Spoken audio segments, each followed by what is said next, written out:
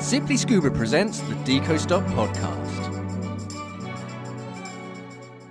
Hi, all you wonderful people. It's a sunny Sunday, and welcome to the Deco podcast. I'm Mark, a former dive instructor. I'm here to talk about scuba diving and stuff. Jumping straight into website updates. So, first of all, there were a few bits of sort of things that had dropped on the Simply Scuba website this week. There are still some things that I think all we need to do is just take some pictures of them and upload them.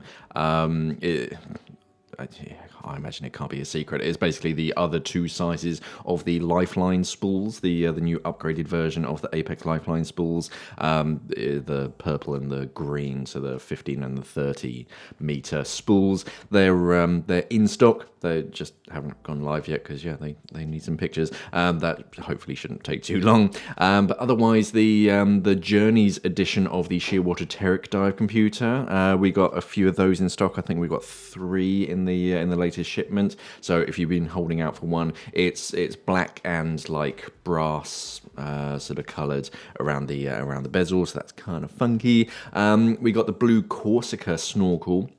So this was from, I forget the guy's name. I want to say Neri. It is the Cressi Corsica snorkel, but it's like a mellow blue with a bit of a kind of sparkle to it. I quite like it. So yeah, check it out. And also a blue tint to the Atomic Aquatic Subframe mask. And again, blue is very much my colour. I do like sort of blue accents to a lot of my gear. So yeah, that just piqued my interest. And also a few bits and bobs from the spearfishing range. If you're not into spearfishing, that's totally fine. But yeah, if you are into it, then a few bits and bobs from sort of wetsuits to spear guns and things. If you're not into spearfishing, I totally sort of understand that, but yeah, I think what a lot of people are worried about is that you're killing fish and whatnot, but actually it's legitimately the most sustainable way of sort of fishing. So actually, it's sort of far better than a lot of the other mass-produced, mass catch whatnot. But anyway, we'll talk about that later on in the year. Onto social channel updates. On Friday, we had another AskMark. Obviously, it's a weekly thing. And one of the questions was, how many bolt snaps is too many bolt snaps? Never. You can never have too many bolt snaps. But yeah, if you do have any sort of questions or comments or queries or even corrections, let me know down in the comments below. If you put it on YouTube, that's where I really look for them. But you can always sort of IM me on Instagram, sort of at simplyscuba. And if you use the hashtag AskMark, I'll put it in the Friday show. If I don't get it in next Fridays, don't feel too offended. I do get quite a few questions, and I try and get to them in order if I can. So I'll hopefully get to it eventually. Yesterday on Saturday, I did a Ask Google on dry suits. So I basically just type in scuba dry suits into Google, and then it spits out a bunch of people also asked, and then I answer those questions. It's a bit of fun. It's quite fun for me to do those. On Sunday's dive brief, it's the top gear so far this year. So I figured because we're kind of into the first, or we've completed the first quarter of the year. I mean, it'll be Christmas soon, won't it? But I just figured I'd run down the top sellers on Simply Scuba, what people tend to buy, and most of them are fairly predictable. Some of them were a little bit sort of unusual, but I can understand why so many people are investing in them. And yeah, I just thought that was kind of interesting. So head over to YouTube and check out the dive brief. And on Tuesday, give it a couple of days, there's going to be a top tip video on dry suit undersuits.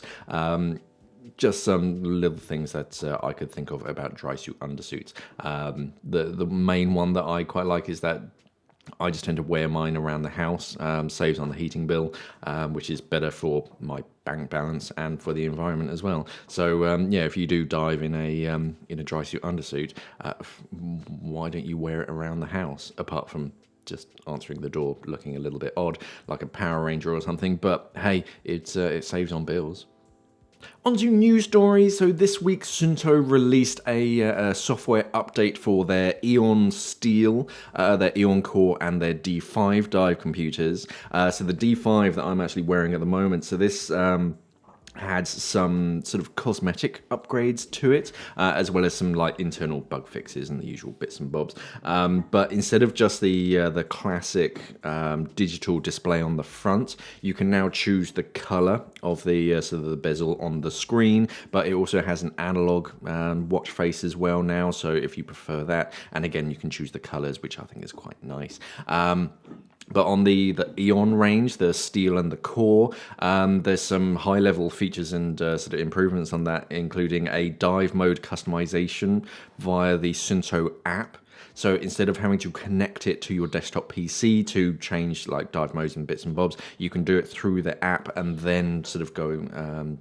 You just hit that sort of sync button, and that sort of syncs it all. I haven't done it to my sort of Eon Steel downstairs yet. I haven't got around to doing that. But there's also bug fixes, general improvements, sort of just little tweaks just to make it. Basically, they've sort of asked people what sort of bugs and things they've come across, and they've sort of tweaked some of those. And also they've improved the Chinese font for improved readability, which is quite nice.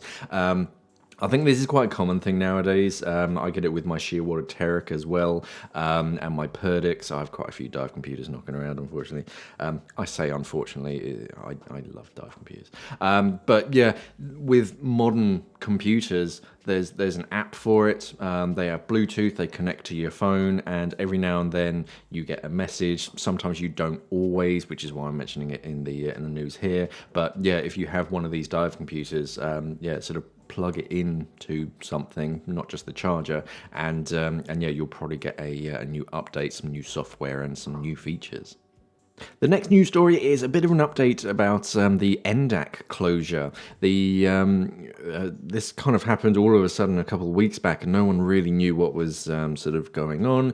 But this news report comes from the Scuba Diver magazine. Definitely worth checking out. They do some amazing things over there.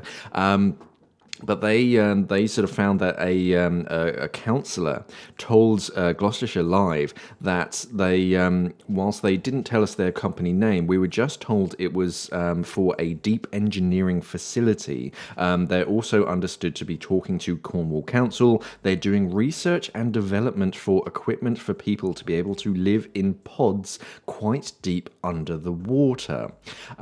So this is I think a little bit of speculation. It hasn't been confirmed by sort of Endac. I checked their website this morning, and there's been no updates. They just say that we're closed until further notice.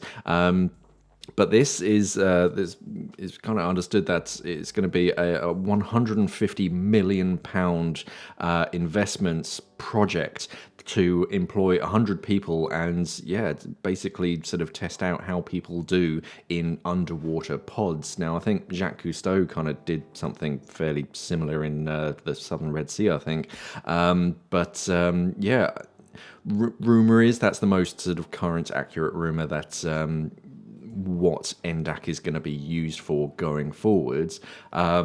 I thoroughly doubt they'll allow us to sort of pop in and sort of wave through the windows. But at least now we know, or potentially know, a little bit about sort of why Endac had to sort of close its doors, and sort of what's going on with it in the future. In other news, a step forwards for marine conservation, as the WWF has effectively bought the last remaining fishing license for a certain stretch of the Great Barrier Reef, and then retired it themselves so that nobody can effectively use gill nets in this area. So this came from the WWF Australia, who announced on Monday that it had taken over and would retire Tony Reisenweber's commercial gill net license, which held the last sizable quota for the northern reef. Effectively, now they have a 100,000 square kilometre refuge that stretches all the way from Cape Flattery to the Torres Strait, where you're not allowed to use gill nets, which is just incredible. This is, I mean, one of the sort of main benefits for this is in the dugongs, the dolphins, and the turtles, but also as well as a lot of sort of sharks and other fish and bycatch, because they basically bought this. for, I think they said on the low end of sort of six figures. They bought it and then retired it so that no one else can sort of continue to use commercial gill netting sort of in that area. It means that there's not going to be this the same sort of bycatch, and it let the commercial fishermen, they kind of save face because they did sort of bargain for this and they did get a fair price for it.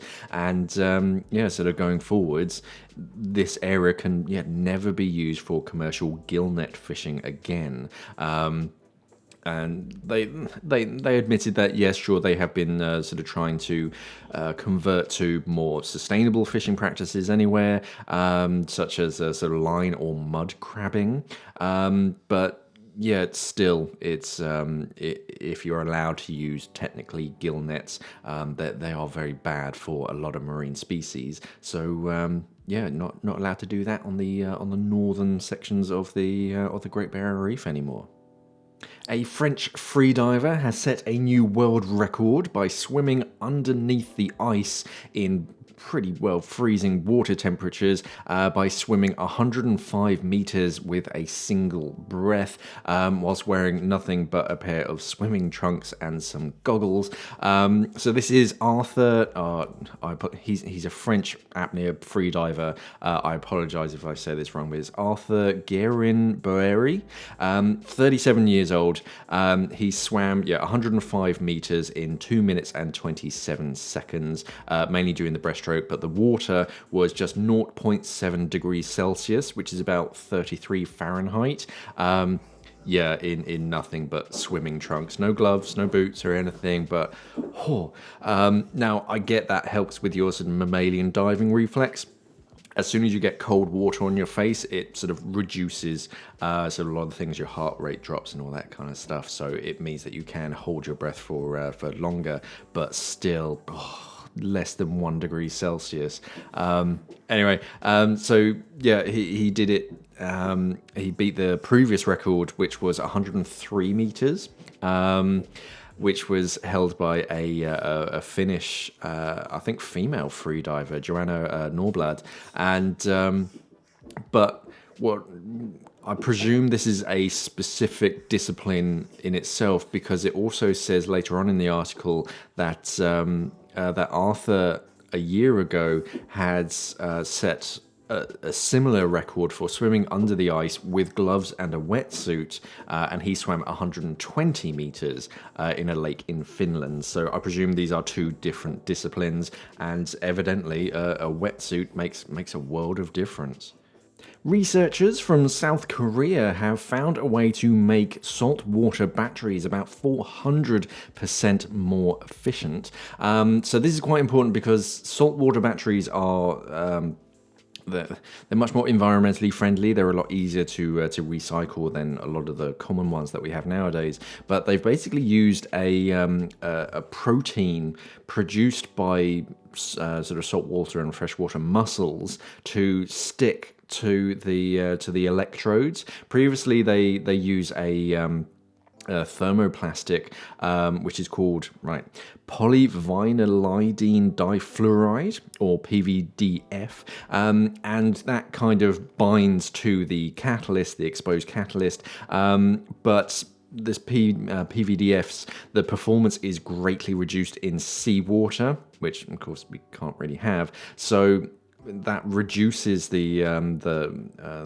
overall performance, because it allows corrosion of carbon materials, and it sort of creates this over voltage effect. However, this new natural protein that was inspired by mussels, it's much more efficient, and up to sort of 40%. The performance of these electrodes improved by 400%, and the newly developed sort of binder showed up to 60% less occurrence of over voltage. So we might see this sort of huge step forwards for these saltwater batteries going forwards. Next up, we move on to my product of the week, which this week is the Fourth Element Storm Poncho.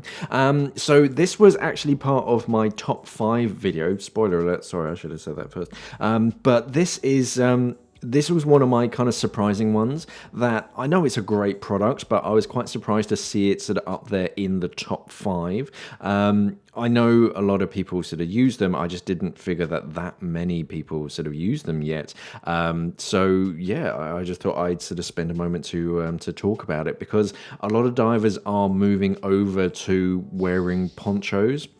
They do have a huge benefit for when you're on the surface, and this really sort of was inspired by sort of the surfing community. They do it sort of quite a lot to like get changed and stay warm. But for scuba divers, it's quite essential as well. So when you're on the surface, when you're getting kitted up at the beginning, you sort of throw this on, and it has a sort of a waterproof or weatherproof rating of 10,000 millimeters.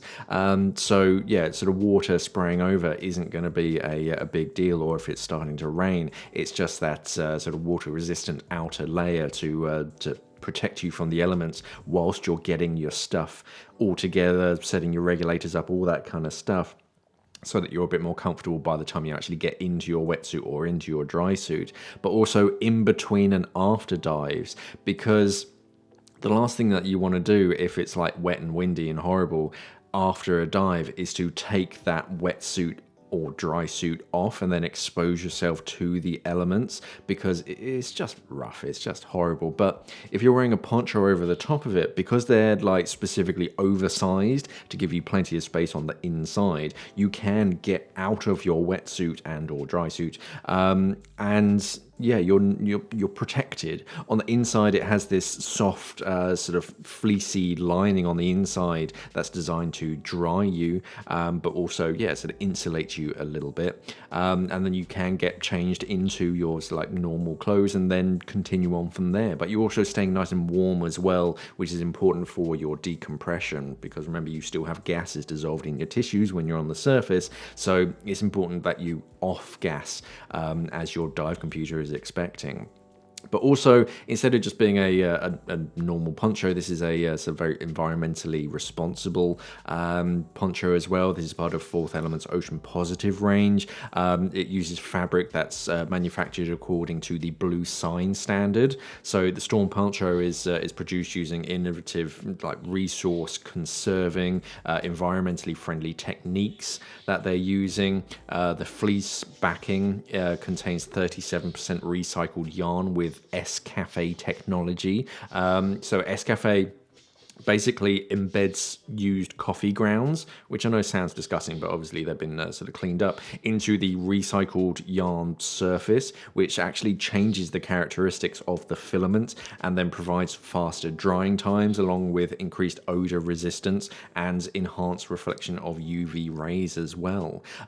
Parts of it are derived from post-consumer plastic bottles.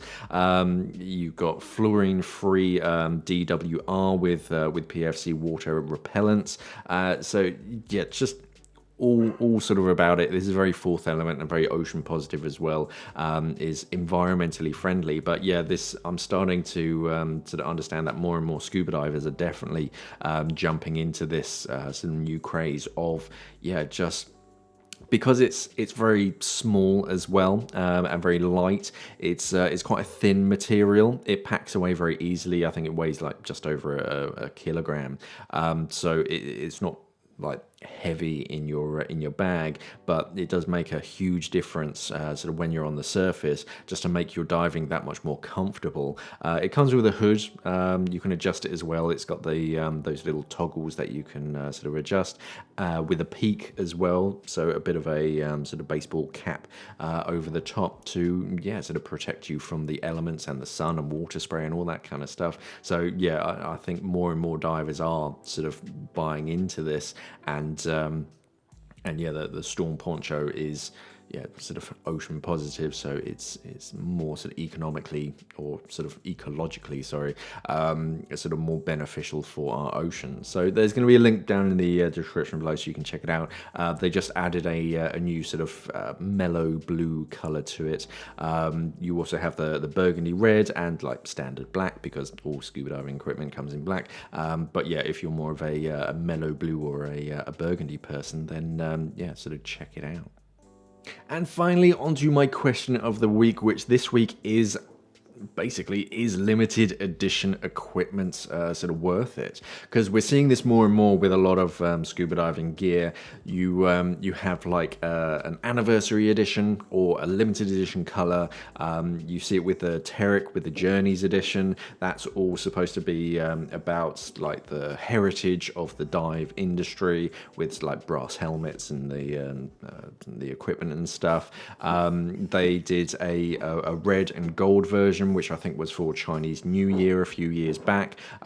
It was quite Iron Man at the same time, so that kind of worked on two different fronts. But yeah, we see it quite a lot. We got the Atomic Aquatics T25, which is basically a T3 regulator on steroids.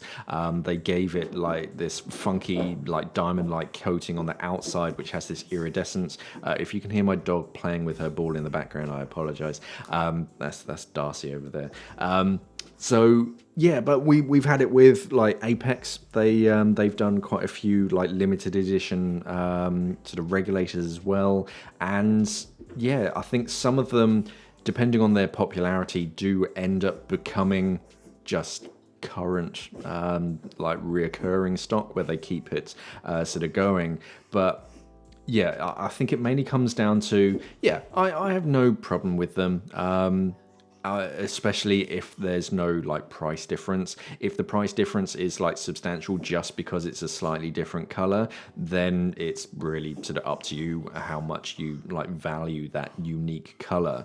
But when it has an actual performance boost, like sort of Apex, they had I think their tungsten regulator was a limited edition at some point, or that Atomic Aquatics T25. They have sort of improved it so that it is a special regulator. It's not just something with a new paint job. It actually has a performance boost with it as well. And then, of course, you do have the sort of the increased cost. But instead of it being just because it's limited edition, they're only making so many of them, it's because of all of these processes and materials that have gone into the new one. So then I'm kind of okay with Mars XR. They did quite a few with their single tank, their backplate and wing setup. They started off, I think the first one they did was their Red Devil. So it had this just matte red finish to their backplate, which already has a very funky sort of shape and design to it itself. But then when you had the red contrasting with the black, that was quite cool. And all of the sort of the D-rings and the tri-gliders, they also had that sort of anodized coating to it as well. Then they brought out, I think it was Battle Blue, which was just a blue. You had Silver Knight, which was just silver. But they also brought out Psycho Calavera, which had what I think was like one of those dip dyed sort of coatings to it, with a very funky design on the backplate itself. So yeah, I'm quite into that. You always get that, oh yeah, because if you had invested in sort of Red Devil and then like Psycho Calavera comes out, you then, I kind of want to buy it again. Is it really sort of worth it? But yeah, I think if you do sort of hit it at the right time, then yeah, you have a very like limited edition whatever it is that is a bit more personally yours. Because nowadays you turn up to a dive site and whose Apex RK3 fins are these? Is this mine? Is that yours? They're both the same size. Well, it doesn't really matter. You might as well sort of have that one and I'll have this one. It can be quite hard when everything is the same. That yeah, I mean, with bolt snaps as well is the perfect sort of example. You do have to like identify your own bolt snaps just so that if you put it down, someone else doesn't pick it up and claim it as theirs. Yeah, but as far as like limited edition equipment goes, I quite like it. I quite like that like uniqueness that you get with they're only making so over many of these and whatnot. But then if you're paying more just for like a color, that kind of bugs me. But if there's a performance upgrade as well, then I'm a bit more into it. So with the Mares XR, that single tank sort of set, yeah, I'm all for that because that was the set price. It was the same price if you were getting just a simple silver color, or if you were getting the sort of the blue camouflage or battle blue. It was the same price across sort of each of them. So that I'm perfectly fine with. And then you just have to be in the right place at the right time to make sure that they have stock. But when it is just, oh, okay, here's a new color and it's a bit more expensive, then that kind of bugs me. If it really is your color, then go for it. But yeah, personally, I'm quite happy with sort of standard black if it does sort of save me some money. But then again, yeah, if there is a performance upgrade, like on tungsten or whatever, then yeah, it is in some cases worth investing that much more because you are getting a better regulator or a better whatever it is. And yeah, it's limited edition, so they're never going to make it again. Unless it sells really well, in which case they'll add it to their main lineup in a couple of years' time. I think they actually had that with Typhoon wetsuits. They went through a redesign a couple years back, and they brought out, I forget their names. I think one of them was called the Nautilus, and the other one was I think probably just a limited edition, like vintage one with the vintage logo and whatnot. And they weren't too sure which design to go with, so they just went with them both sort of parallel. And then I think it ended up going the opposite direction. They basically wanted to see what people preferred to add that to the lineup, as it were, instead of limited edition. And like the people made the decision for them. So yeah, I thought that was quite a nice, interesting sort of case study in that, yeah, they thought that this would be the limited edition one. They'll only make a handful of those to order, but actually most people went for that, and because it was the same price, they had to discontinue the one that they were expecting to run with, and run with the limited edition one.